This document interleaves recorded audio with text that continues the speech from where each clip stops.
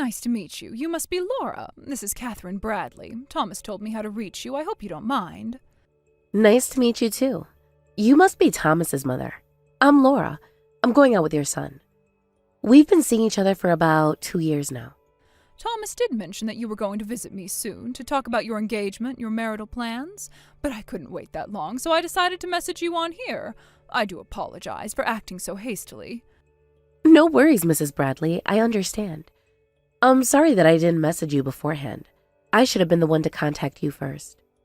The thing is, Laura, after we officially meet, I assume that will probably mean that your marriage to Thomas will be definite. That's why I wanted to chat to you a bit before our official meeting. Thomas being my only son, I've always been curious to know just what kind of lady he's been seeing. He speaks so highly of you, you know. Since my husband passed away, I felt extra protective of my son. I'm the only parent he's got. I understand, of course you feel that way. I think it's only natural for you to be curious to know what kind of person your son is dating. I would be too if I were in your shoes. May I ask you a couple of questions? You don't mind chatting with me for a while, do you? I'd love to know more about you, to get to know you properly. Yes, of course. I'd be happy to answer your questions. Please, ask me anything. Beginning with your educational background, I assume you must have at least a bachelor's degree? Yes, I've actually graduated from Stanford University. Oh, that's nice. An Ivy League college is impressive, I dare say. May I ask what your current occupation is precisely? Where do you work? I work as a pharmacist at the pharmacy in Clinton Street, the one near Cucina, that nice little Italian restaurant. Oh, yes, that place has been there as long as I can remember. I suppose it's one thing that you work somewhere I'm familiar with. A pharmacist. I hear that pharmacists don't get paid that well these days. Is that true? My uncle was a pharmacist, and he never seemed to have enough in his pocket. I want to ask you about your own finances. How much do you get paid? How much was your annual salary last year? Well, I do think things have changed in the past few decades. As for the salary of pharmacist, it all depends on what sort of certifications you have and where you work. As for myself, I work in a pretty good environment, and my colleagues think quite highly of my skills, so I get paid a fairly good amount, at least for my age. Oh, I see. I suppose that sounds acceptable. Let's go on to the next topic. I have much more I need to know about you. How about your dating history? What sort of people have you been going out with before you started dating my son? How many men have you gone out with in total? Oh dear, I'm sorry for being so nosy, but I have to make sure that my son's not marrying some slutty girl who's been partying around. I just want to make sure that Thomas has made the right choice and that he's marrying a good, nice girl. Please wait a moment. I think it's... Yes, I've been out with 4 guys in total. That includes my boyfriend from when I was in high school. How old did you say you were? 28 years old, was it? If your first boyfriend was a boy you dated in high school, so that's around 1 boyfriend every 2 to 3 years? I suppose 4 is not too bad of a number for a 28-year-old. Besides, it's also worrying if you haven't dated enough people. You do need some dating experience, even for being a good wife. It's a difficult balance, but necessary. Do you really think so? It never crossed my mind that the number of people somebody dates to be relevant to a good marriage. Well, I definitely think it's relevant. I think it's better to have at least some experience, or you may have the urge to play around after you get married. That would be terrible and unacceptable. The worst thing that could happen is that you cheat on Thomas after you turn 30 years old. Then it'll be too late for Thomas to look for a new girl. I suppose it's a valid concern. I don't want Thomas to marry a slut, but I don't want him to marry someone inexperienced in relationships either. Well, I'm glad you think I'm okay. I've thought of something else I'd like to ask you. It's really important. Do you have any relatives who are unable to have children? Perhaps an aunt or a cousin of yours who was unable to become pregnant? Well, I wouldn't be sure. Don't think there's anyone in my family like that. Really? Could you ask your own mother about that? And also, please get checked up at a hospital to see if you are capable of bearing children. And go to a proper one, a proper university hospital with the best doctors. The biggest problem that could be is that you end up being infertile. An infertile woman is not a proper woman, if you ask me, unqualified to be anybody's wife. Okay, I'll make sure to take a fertility test. Just out of curiosity, what will happen if it turns out that I'm unable to have children? Does it mean that Then you'll have no choice but to break up with Thomas, I'm afraid. Fertility is the #1 utmost important criteria. It's out of the question for Thomas to marry a girl who's unable to have children. Will I have to break up with Thomas even if he decides that he doesn't want children? Yes, you still have to break up with them. That's the only way. I don't want him wasting time when he could be with a proper woman. There's a good possibility that he may change his mind and want children of his own in the future. He's going to be doomed if he's stuck with an infertile girl. Oh, I see. What does your mother think? Did she ever mention anything about when she was pregnant with you? Did she have any difficulty conceiving? I've never talked to her about it, but no, she's never mentioned having trouble during or before her pregnancy. I have 4 siblings, so I doubt that my mother had any fertility problems. Oh my, oh that's amazing! 5 children! Oh, perhaps you'll be lucky enough to have many children, just like your own mother. I don't know about having 5 kids, but... As long as you're capable, that's the important part. But please do take a proper fertility test before we meet. You can tell me the results over our meeting. Hello, Laura. I hope you're doing well. Have you gone to the hospital for your checkup yet? Yes, I got a fertility test done. I just received my results this morning. There didn't seem to be any issue with my fertility. The doctor didn't find anything unusual. Okay, then good. You're all set. I officially approve of you as Thomas's fiance. I look forward to meeting you soon. Now we can start arranging the dates for our first meetup. I'm relieved that you seem like a girl worthy to have my son. Thank you, Mrs. Bradley. I'm glad you approve of me. I've got an idea. How about we meet tomorrow? I'm sorry, Mrs. Bradley. I'm afraid I've already made plans for tomorrow. How about next Saturday? Would that be okay with you? Okay, then next Saturday it is. Let's meet up for lunch or dinner. I can ask you more questions when we meet up. By the way, what are these plans you say that you have for tomorrow? What do you usually do on your days off? Tomorrow I'm going to go and see a play at a theater. I'm sorry I won't be able to meet you tomorrow. I would have loved to, but I've already bought tickets for this. Well, that sounds nice. I like going to watch plays myself. I go to the theater quite often. Thank you for understanding, Mrs. Bradley. Oh, what a coincidence. Going to watch plays and watching movies are 2 of my biggest hobbies. I've enjoyed going to see plays ever since I was a little girl. It seems like we'll get along marvelously. What films have you watched recently? Yesterday, I went to see a newly released rom-com after work. It's based on a manga by a Japanese writer. Have you heard of her?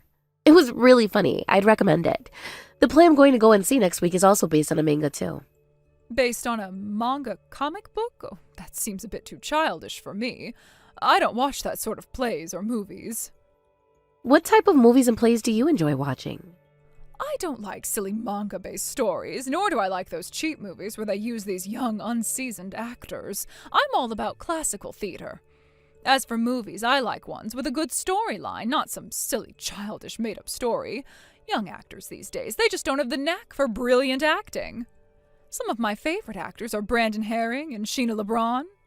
I see. They're both really famous actors from the 70s, aren't they? They certainly are. They know what they're doing. They can act. But these new actors around your age, I'm always disappointed by their lack of charisma. Both of my favorites are a bit older than me, but boy, were they handsome and gorgeous when they were young. Even now that they're in their 70s, they still have that special spark about them. I particularly love Brandon Herring. I watch his old movies at least 3 times a week. Wow, you're a real fan. Aren't Brandon and Sheena married to each other? Wow, you know your stuff, don't you? Apparently their whole family is in show business. Oh wow, I didn't know about that. I can't imagine what their lives are like. Their lives must be so different from what I'm used to. Of course they live a different life. They're superstars. You should stop watching those juvenile manga-based movies and start watching proper movies. Movies that actually teach you something. Only stupid poor people watch such silly movies. Start with a film starring Brandon Herring. It'll do you good to watch what a real movie is like. I think that's going a bit too far with your assumptions. There are many great films that are based on manga comic stories. Although there may be less drama, and the story may not be on the serious side, that doesn't mean it's a bad movie. Young people these days, I bet they can only understand these light, happy-go-lucky movie types. They're too stupid to enjoy the beauty of real cinema with real class acting. The future of this country is bleak. I think it's also important to understand what's in fashion and to understand what's popular in the moment. You don't have to talk down on these recent movies, especially when you haven't even watched them. Wait a moment, what did you just say to me? Are you saying that I'm wrong? Remember your position. You're my son's fiance, and I am your future mother-in-law. I didn't mean to say that you're wrong. I just thought it would be nice if you could be a bit more open to new culture. But you just suggested that I was wrong. How big-headed and bossy of you. I'm extremely disappointed in you. I'm sorry to disappoint you, Mrs. Bradley. I really am. It's just that I have my own favorite movies and plays, just like you have your favorites. I just couldn't stand you talking down on the genre of art I enjoy watching. But I didn't say anything wrong. The movies and plays you watch, only uneducated people watch those sorts of genres. It just shows your level of intelligence and humanity. Mrs. Bradley, could you please let me inside your house? I beg you. If you could just listen to me, I'll explain everything. Just give me another chance, please. Oh, just leave. Get away from my house. I decided not to allow you to marry my son. If Thomas goes ahead and marries you, I am cutting all ties with him. You tell him that. I apologize for speaking against you the other day. I'm really sorry. I'm sorry, and I'll never do it again. It's too late for you to apologize now. Now I know that you're the sort of girl to speak against her own mother-in-law. You don't even have enough intelligence or knowledge of culture whatsoever. You don't even watch proper movies. I bet you didn't get a proper education. What do you mean it's not true? You would be polite and you'd know how to act properly around your mother-in-law if you were brought up nicely with a proper education. I bet you were born into a poor family, too poor to pay for a decent education. I cannot allow my son to marry such a peasant. No way. Please, stop assuming how I was brought up and what my family is like. Why do you overthink things like this far just because I like watching the new movies and new plays? I think you're the one who needs a wake-up call. You're living in your own bubble. You should know that not everybody is like you. What did you say to me? How dare you? You just automatically assume that people who don't like the same things as you have bad taste. Having a narrow perspective and being caught up in your own world won't do you any good, Mrs. Bradley. I think it's much more sophisticated to be able to enjoy and value a range of different genres of artistic works.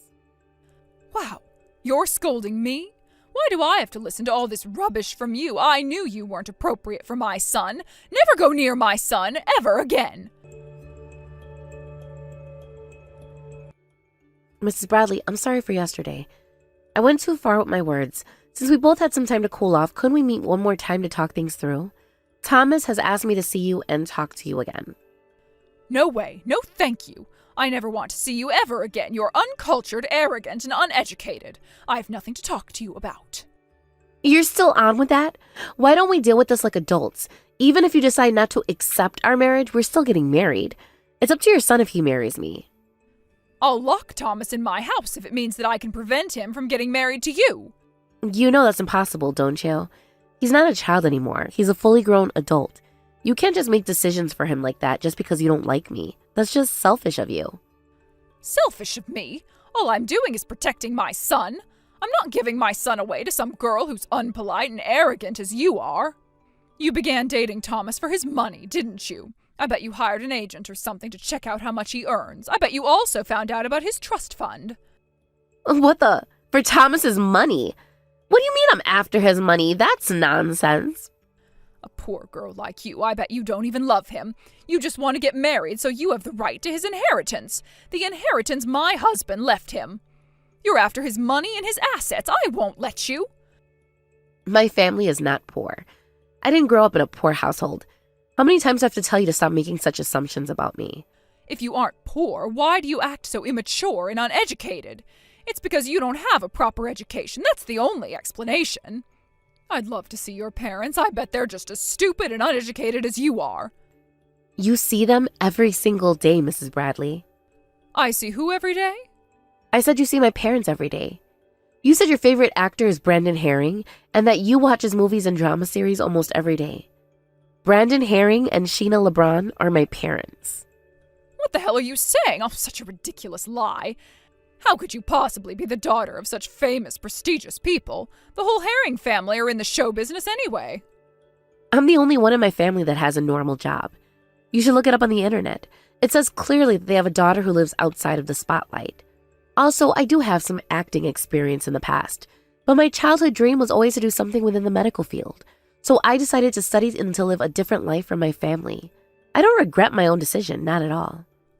Lies! You aren't going to fool me. Why would I believe your silly, made-up story? If this is true, why didn't you tell me straight away? One of the first things I told you is I'm a massive Keith Haring fan. I was going to surprise you when you get to meet my family. I was going to take my parents when I go and see you for our engagement lunch. I thought it would be a nice surprise for you to meet my parents. Not that you'll ever get to see them, not anymore. I'm not going to visit you or let you meet my parents. Stop lying to me. You're being absurd. I can't believe the lies stupid people like you come up with. I am definitely not going to let you marry Thomas. Why don't you ask your own son about it then? Go ahead. He's already met my parents to ask for my hand in marriage. Even if you don't listen to me, you'll believe it if you hear from your own son, won't you? Laura, I don't know what to say. I'm sorry for the horrendous things I said to you. I can't believe you are, in fact, the daughter of Brandon Haring and Sheena LeBron. You must be delusional. Oh, this is crazy. Do you finally believe me now? My son showed me the pictures he took at your family's house with your mother and father. That was Brandon Haring and Sheena LeBron, no doubt about it. I wouldn't mistake them for anybody else. I've already told my parents about all the things you said to me. They were shocked to hear what you said and surprised that somebody would say something as cruel and horrible as you did. The industry my parents are in is chaotic and tough, but even my parents who have gone through all that were surprised by how much you acted out on me. I'm really sorry, Laura. I really mean it. I'm sorry. I'll apologize to your parents as well. No, thank you, Mrs. Bradley. I also talked to Thomas about what you did as we move forward with our lives. We're going to get married just as we planned in the first place, but you aren't invited to the wedding. We decided to cut all ties with you from here on. What? Are you serious? We're just going to keep in touch with our trusted relatives and our family. That doesn't include you, I'm afraid. You're just going to leave me out of the loop? Thomas agreed to this? He agreed to everything I just told you. But why? Thomas wouldn't leave me all by myself. I'm his mother and his real family. Thomas is a kind, good man, but I've heard that you treated him really badly over the years. You used to be so strict with Thomas that you lock him up in his room when he never did something you didn't approve of. You'd also punish him by breaking his belongings. I heard you even threw his phone and computer out just because he missed his curfew by a couple of minutes. I also heard that you've bullied several of his past girlfriends over the years, and you forced him to break up with them. That's only because his past girlfriends were horrible. I did it to protect my son. It wasn't for you to decide who he dates, Mrs. Bradley. You've chased your own son away because of your own actions. It's your own fault. So I'm going to be all alone now? After my husband passed away, all I had left was Thomas, my only son. I'm just going to live in this house all alone for the rest of my life? That isn't fair. How could you do that to me? I guess that sounds about right. You can always watch your favorite movies to pass the time, I suppose. Remember, you aren't invited to our wedding. Don't even think of coming. Wait, please, I'll do anything to make it up to you. I just didn't know anything. We all make mistakes, don't we? It was an honest mistake. I didn't mean to say things the way I did. Well, they do say ignorance is the biggest sin, don't they? What you said to me was beyond rude, regardless of whether you like me as a person or not. There's no excuse for the way you treated me. I think you're the one that's ignorant and ill-educated the way you treat other people. In the end, we really did cut all ties with Thomas's mother and got married. We had a lovely wedding abroad and invited my family, including my parents and my grandparents, instead of his mother. Thomas invited his uncle, aunt, and cousins, all of his family members who treated him well over the years. He invited his relatives from his father's side of the family.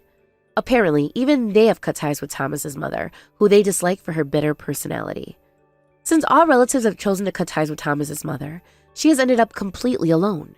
After everything, I heard that Thomas's mother's house has become dirty and unorganized, the filth even unrecognizable from her neighbors.